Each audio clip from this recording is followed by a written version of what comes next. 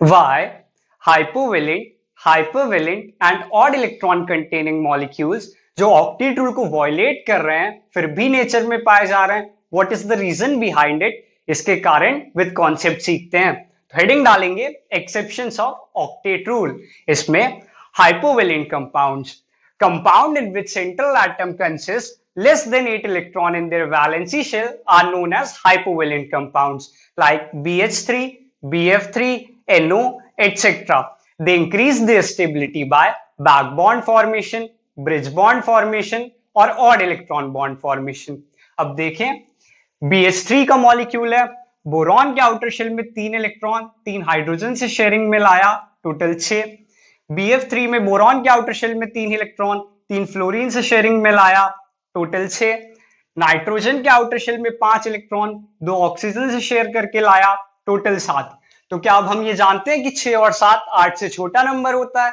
हाँ बिल्कुल। तो ये क्या हुए? हाइपोवेलेंट कंपाउंड्स। अब ये हाइपोवेलेंट कंपाउंड है, ऑक्टेट रूल को वायलेट कर रहे हैं, 8 से कम नंबर में इलेक्ट्रॉन है, फिर भी नेचर में एग्जिस्ट कर रहे हैं। अब आखिर ऐसा क्यों, ये जानना भी तो जरूरी है। रीजन सिंपल एक ही है, स्टेबल है इसीलिए एग्जिस्ट कर रहे होंगे। लेकिन वो स्टेबिलिटी गेन कैसे की इन्होंने? तो ब्रिज बॉन्ड बना करके या बैक बॉन्ड बना करके या ऑड इलेक्ट्रॉन बॉन्ड बना करके। अब ब्रिज बॉन्ड क्या होता है?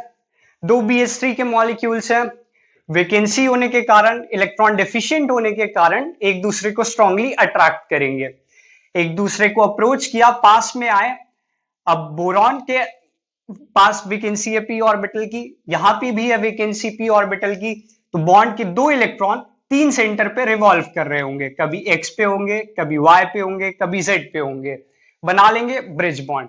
यही बनाना शेप का होने के कारण इसी को बनाना बॉन्ड भी बोलेंगे। और 2 इलेक्ट्रॉन 3 सेंटर पे रिवॉल्व कर रहे हैं, इसीलिए 3 सेंटर 2 इलेक्ट्रॉन बॉन्ड भी बोला जाता है। अब कुछ मॉलिक्यूल ऐसे भी होते हैं जो बैक बॉन्ड फॉर्म करके अपनी स्टेबिलिटी बढ़ाते हैं, जैसे BF3 का मॉलिक्यूल है। वैसे तो बॉन्ड का इलेक्ट्रॉन बोरॉन से फ्लोरीन की तरफ शिफ्ट होगा क्योंकि फ्लोरीन ज्यादा इलेक्ट्रोनेगेटिव है, लेकिन फ्लोरीन इलेक्ट्रॉन रिच होने के कारण इलेक्ट्रॉन पाई के वापस भेज देगा बोरॉन की तरफ और बैक बॉन्ड बना लेगा। तो बैक बॉन्ड फॉर्मेशन ये हुआ। अब आगे देखें, कुछ मॉलिक्यूल ऐसे भी होते हैं जो ऑड इलेक्ट्रॉन बॉन्ड बना करके एग्जिस्ट करते हैं, जैसे NO का एक मॉलिक्यूल है। अब बॉन्ड में तो 2 ही इलेक्ट्रॉन थे, लेकिन यहां लोन पेयर की वजह से लगने वाले रिपल्शन से जो एक ऑड इलेक्ट्रॉन था वो भी बॉन्ड में शिफ्ट हो गया, जिसकी वजह से ऑड इलेक्ट्रॉन बॉन्ड का फॉर्मेशन हो गया। अब इसी पे बेस्ड एक क्वेश्चन देखें, which of the following molecule does not increase their stability by odd electron bond formation? पहला ClO3, दूसरा ClO2, तीसरा NO, fourth option none of these. तो देखें, NO का मॉलिक्यूल है, NO के पास एक लोन पेयर, एक ऑड इलेक्ट्रॉन। वैसे तो नाइट्रोजन के आउटर शेल में 5 इलेक्ट्रॉन होते हैं, लेकिन 2 ऑक्सीजन के साथ शेयरिंग में चले गए, बचे 3, एक लोन पेयर एक ऑड इलेक्ट्रॉन। दोनों एक दूसरे को रिपेल कर रहे होंगे, लोन पेयर से भी लगेगा रिपल्सिव फोर्स और ऑड इलेक्ट्रॉन से भी लग रहा होगा रिपल्सिव फोर्स, लेकिन लोन पेयर की वजह से लगने वाला रिपल्सिव फोर्स काफी ज्यादा होगा कंपैरेटिवली ऑड इलेक्ट्रॉन के। तो ऑड इलेक्ट्रॉन की ईट का जवाब ये अपनी चट्टान से देगा, तो ये बॉन्ड में शिफ्ट हो जाएगा, बना लेगा 2 सेंटर 3 इलेक्ट्रॉन बॉन्ड या ऑड इलेक्ट्रॉन बॉन्ड। यही सेम कॉन्सेप्ट ClO2 में भी लग रहा होगा। लोन पेयर की वजह से लगने वाला रिपल्सिव फोर्स बहुत ज्यादा होगा, जिसकी वजह से ऑड इलेक्ट्रॉन बॉन्ड में शिफ्ट हो जाएगा और फिर से 2 सेंटर 3 इलेक्ट्रॉन बॉन्ड का फॉर्मेशन हो जाएगा। लेकिन देखें, ClO3 का मॉलिक्यूल है जो कि एक और ClO3 के मॉलिक्यूल को अट्रैक्ट करेगा और डाइमराइज होके 2ClO3 का मॉलिक्यूल बना लेगा। तो odd electron containing central atom also contain lone pair electron, then they increase their stability by odd electron 2 center 3 electron bond formation। अगला क्वेश्चन देख रहे हैं, which of the following set is of odd electron molecules? इसमें पहला option CH3, CF3, CCH3 whole thrice. देखें, carbon के outer shell में 4 electron होते हैं, 3 हाइड्रोजन के साथ बॉन्ड बनाने चले गए, बचा कितना? 1। यहां देखिए, कार्बन के आउटर शेल में 4 इलेक्ट्रॉन थे, 3 फ्लोरीन के साथ बॉन्ड बनाने चले गए, बचा कितना? 1। यहां भी कार्बन के साथ पास 4 इलेक्ट्रॉन थे, उसके आउटर शेल में 3 CH3 के साथ शेयरिंग में चले गए, बचा कितना? 1। तो क्या एक ऑड नंबर होता है? हाँ बिल्कुल। अब अगले ऑप्शन में देखिए, ऑक्सीजन के आउटर शेल में 6 इलेक्ट्रॉन एक फ्लोरीन के साथ बॉन्ड बनाने चला गया, बचे कितने? 5। देखें Cl के आउटर शेल में 7 इलेक्ट्रॉन होते हैं, 7 ऑड नंबर है। हाँ, और यहाँ पे भी ऑक्सीजन के आउटर शेल में 6 इलेक्ट्रॉन एक हाइड्रोजन के साथ बॉन्ड बनाने चला गया, बचे कितने? 5। अगला ऑप्शन NO, नाइट्रोजन के आउटर शेल में प्रेजेंट 5 इलेक्ट्रॉन, 2 ऑक्सीजन के साथ बॉन्ड बनाने चले गए, बचे कितने? 3। या NO2, नाइट्रोजन के आउटर शेल में 5 इलेक्ट्रॉन, 4 ऑक्सीजन के साथ बॉन्ड बनाने चले गए, बचा कितना? 1। तो क्या ये सारे ऑड नंबर में है? हाँ बिल्कुल है। तो फोर्थ ऑप्शन सही, ऑल ऑफ दीज। अब आगे देखें, अगर ऑड इलेक्ट्रॉन कंटेनिंग एटम या ग्रुप होगा और वो मोर इलेक्ट्रोनेगेटिव सराउंडेड एटम या ग्रुप से अटैच होगा, तो मोर इलेक्ट्रोनेगेटिव सराउंडिंग एटम या ग्रुप बॉन्ड की इलेक्ट्रॉन को अपनी तरफ अट्रैक्ट करेगा, जिसकी वजह से ऑड इलेक्ट्रॉन सेंट्रल एटम की तरफ अट्रैक्ट होगा।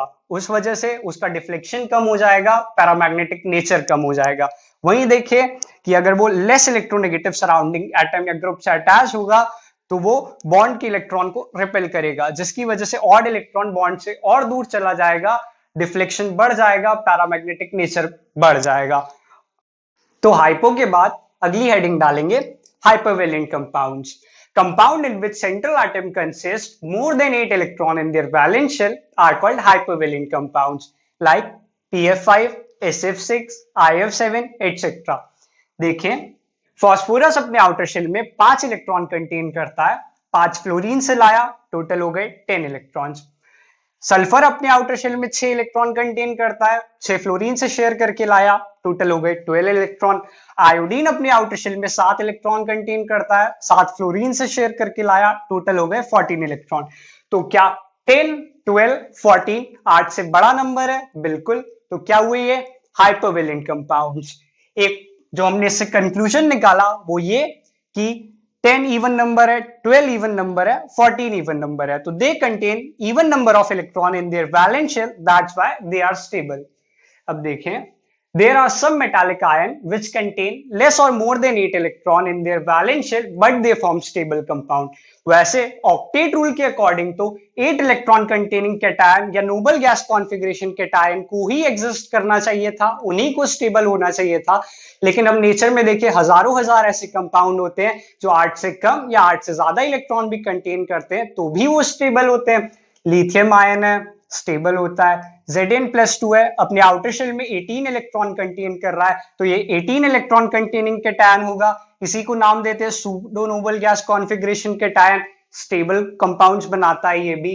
आगे बढ़ के देखें, Mn+2 है, आउटर शेल में 13 इलेक्ट्रॉन कंटेन कर रहा है, 9 to 7 electron containing cation, non inert gas configuration cation नाम देते हैं इन्हें, ये भी स्टेबल कंपाउंड बनाते हैं। तो यहाँ पे केमिकल बॉन्डिंग का इंट्रो पार्ट खत्म होता है। अब केमिकल बॉन्डिंग के मेन पार्ट पे आएंगे, अगली हेडिंग डालेंगे स्ट्रॉन्ग बॉन्ड्स।